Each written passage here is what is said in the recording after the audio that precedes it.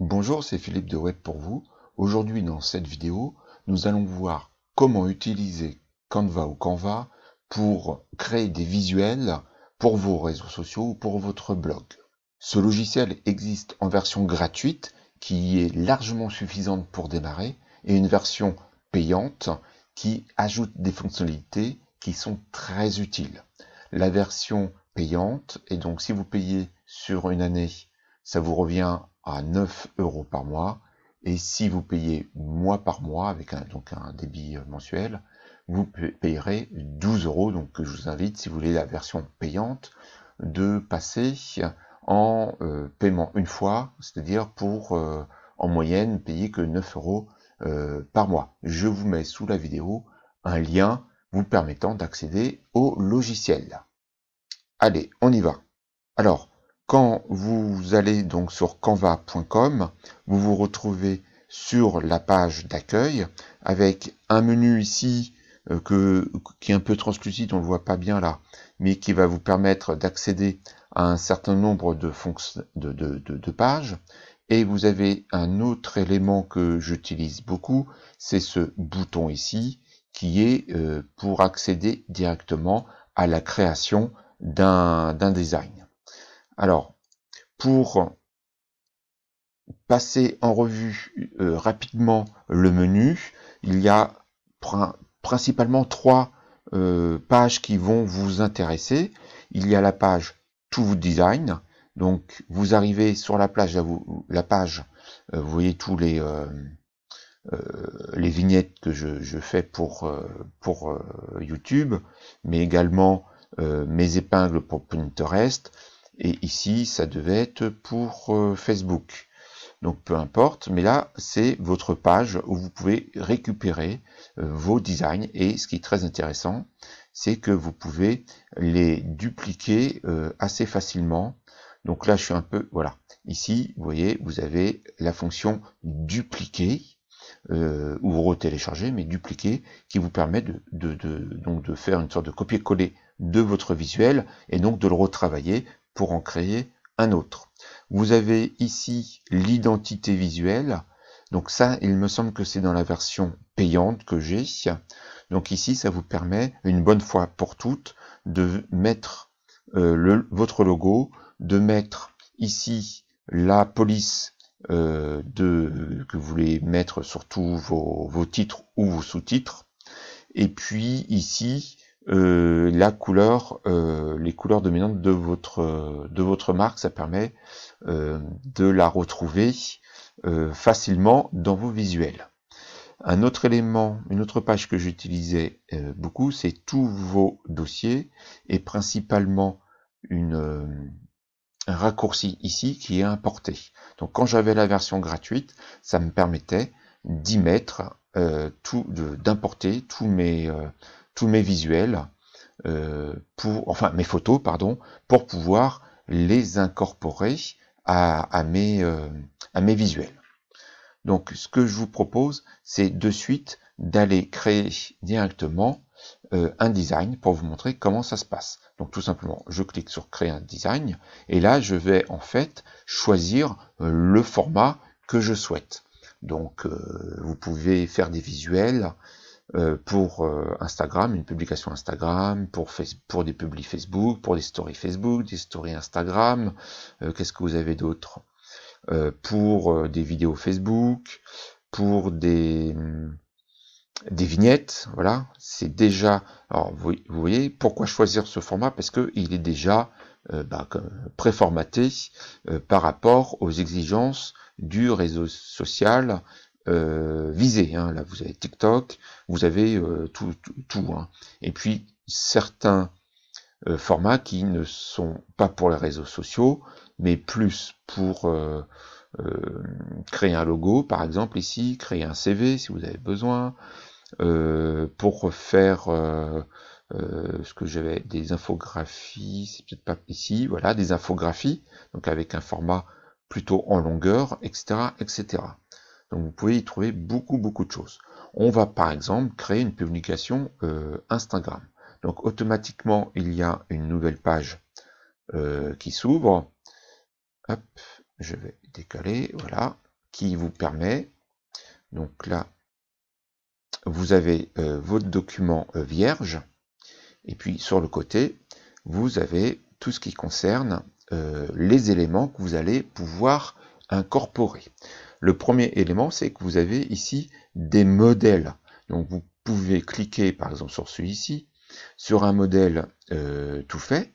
Il va donc vous l'incorporer sur votre gabarit, et là vous pouvez avoir accès à la photo, au texte, aux sous-titres, ajouter des choses, on va voir comment après, et vous pouvez ici revenir si vous n'êtes pas satisfait, revenir en arrière, parce que le visuel, le modèle ne vous intéressait pas. Donc là vous en avez plusieurs, hein, j'en mets un autre juste pour vous montrer. Donc là, voilà, vous avez donc des choses qui sont déjà faites par des professionnels, et vous avez juste à adapter par rapport à vos couleurs, au texte que vous voulez mettre. Donc nous, on va plutôt partir sur un document vierge. Donc vous avez d'autres fonctionnalités. Vous pouvez aller chercher des photos. Alors là, il y a un certain nombre de photos qui sont gratuites. Vous voyez, vous avez ici, quand il y a marqué Pro, c'est que c'est pour la version payante. Donc ce qui est très pratique, moi j'ai la version payante, c'est j'ai tout un catalogue de photos, de plusieurs dizaines de milliers, de centaines de milliers de photos qui sont accessibles. Et je peux chercher ici, vous voyez, si je tape fitness par exemple, je vais avoir un certain nombre de photos en rapport avec le fitness, et donc je vais pouvoir en sélectionner une, vous voyez, comme celle-ci par exemple, où je vais pouvoir, il y en a certaines photos que je vais être obligé de redimensionner, voilà, par rapport à mon format. Donc là c'est très simple, hein, je fais comme ça. Alors il me semble que je peux également la faire glisser, et ça sera mieux comme ça, vous voyez, je la fais glisser, et hop, elle se met directement au format de mon visuel. Je peux y insérer également des vidéos, elles sont là, donc ça peut être intéressant. Par exemple, pareil, je vais plutôt la faire glisser pour la mettre au format que je veux. Donc là, vous voyez, une vidéo sympathique sur le sport, qui peut me servir pour plein de choses. On va partir sur cette vidéo. Donc je peux y ajouter du texte.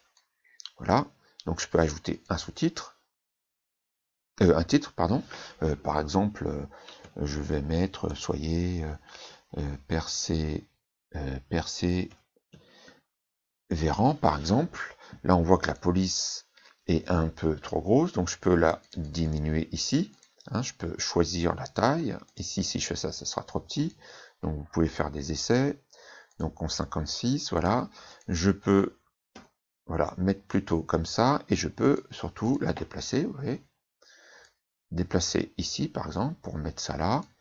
Je peux changer ici la police. Vous avez un certain nombre de polices tout à fait gratuites, et d'autres qui sont dans la version payante. Mais la version gratuite déjà est suffisante pour les polices. Vous pouvez ajouter ce qu'ils appellent un sous-titre, mais ça vous permet donc comme ça de faire un effet avec deux tailles de police différentes, et de placer ici où vous voulez. Bon, dans l'exemple, on va peut-être pas le mettre, peu importe, voilà, je l'efface. Vous pourriez ajouter des éléments. Donc vous avez ici plein d'éléments, des formes, vous voyez, vous pouvez faire beaucoup de choses, des flèches. Bon là ça n'a pas beaucoup de sens, enfin c'est pas très joli. Vous pouvez diminuer la taille, hein. Mais là c'est votre imagination qui est la seule limite, ça va être votre imagination, hein. Bon, il y a plein de choses. Bon là c'est peut-être pas très opportun. Bon, peu importe. En tout cas, vous pouvez mettre un certain nombre d'icônes ou d'éléments, ils appellent ça. Il y a beaucoup de choses. Évidemment, beaucoup de choses en version payante. Vous pouvez ajouter également des audios, si nécessaire. Bon, il y a beaucoup d'audios qui sont en version pro. Alors je ne sais pas s'il y en a en version gratuite. Vous pouvez importer vos propres audios. Attention aux droits d'auteur, hein, vos propres vidéos et vos propres images. Hein. Vous voyez ma tête là. Donc voilà. Donc là, j'importais beaucoup d'images à l'époque où j'allais les chercher dans une banque d'images. Mais depuis que je suis passé sur la version payante, je gagne énormément de temps puisque les photos sont directement... j'ai accès à une base de données images qui est vraiment énorme. Ensuite, donc comme ça, vous pouvez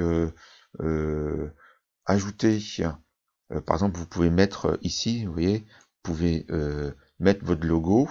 Donc on va le mettre plutôt en blanc pour qu'il ressorte, vous voyez. Voilà, par exemple, je peux mettre web pour vous, pour indiquer que c'est moi qui l'ai fait. Donc vous pouvez le déplacer, le mettre dans un petit coin, le mettre en plus petit si vous estimez qu'il faut que ce soit discret. Voilà. Donc voilà un premier exemple de vidéo par rapport à une vidéo. J'aurais pu faire, imaginons que la vidéo finalement me plaise pas, j'aurais pu mettre une photo, par exemple celle-ci, elle est sympa, toujours avec soyez persévérant ou motivé. Ce qui est intéressant sur les photos, je peux y mettre des filtres.